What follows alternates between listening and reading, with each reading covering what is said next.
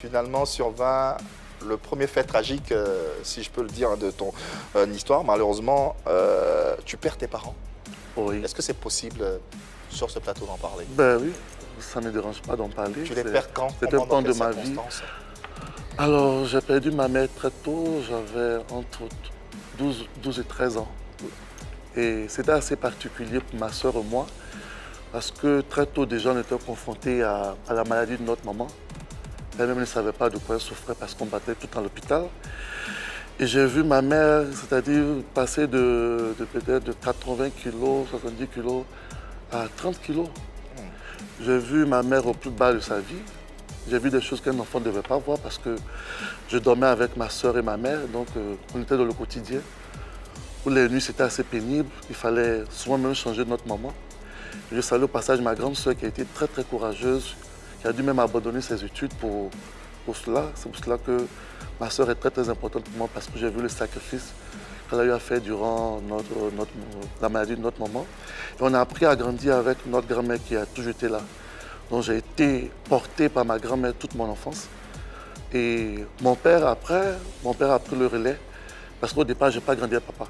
Okay. Mon père a pris le relais, c'était un passionné d'art, donc il a mis les moyens à ma disposition pour que je devienne millionnaire que je suis aujourd'hui.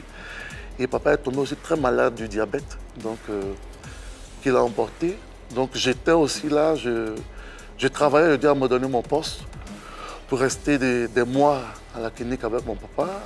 Je nettoyais mon père, je m'occupais de mon père, je fais tout cela jusqu'à ce qu'il décède. Donc c'était assez particulier, c'était toujours difficile. Et c'était ma grand-mère qui restait mon seul appui. Donc je me suis dit aujourd'hui, c'était ma grand-mère, mon centre d'intérêt.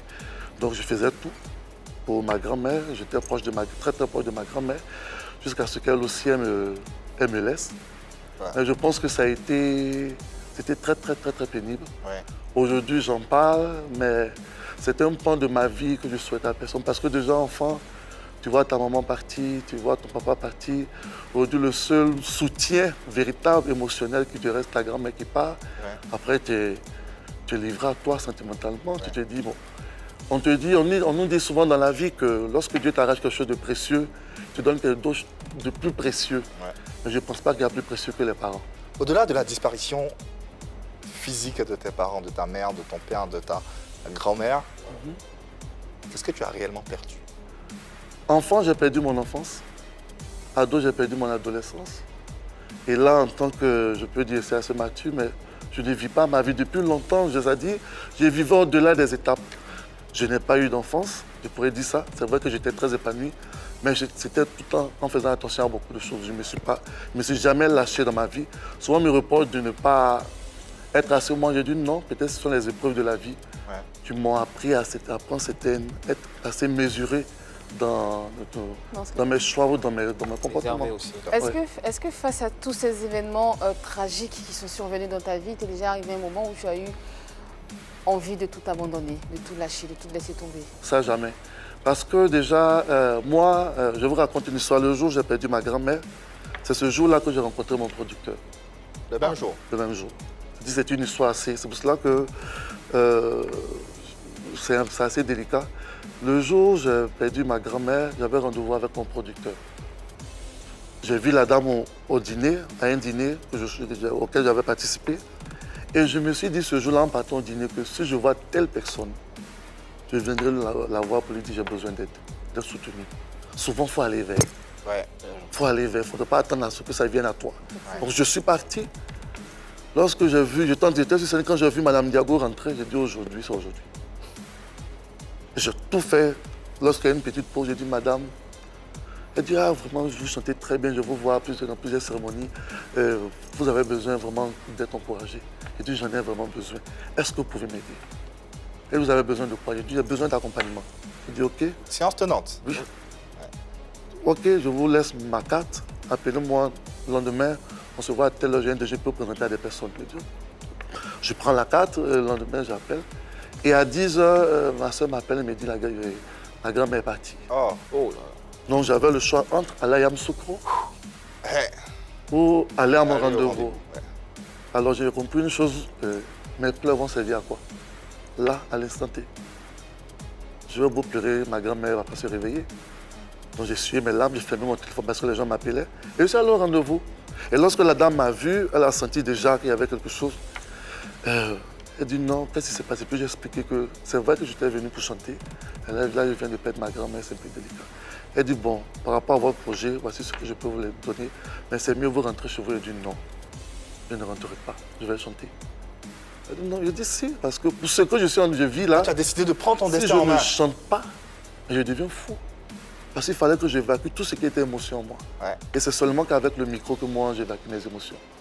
Donc il était important pour moi de chanter. C'est pour répondre à la question, c'est que chanter pour moi, ce n'est même pas une activité, je ne peux jamais renoncer à chanter. Ouais. Voilà.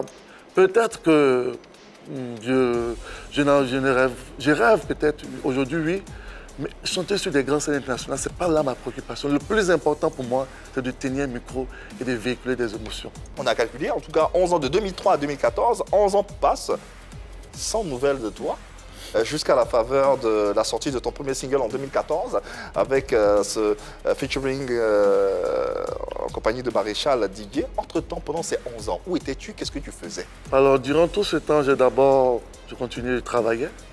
J'étais en stage dans une multinationale. Ok. Après, j'ai postulé dans d'autres entreprises.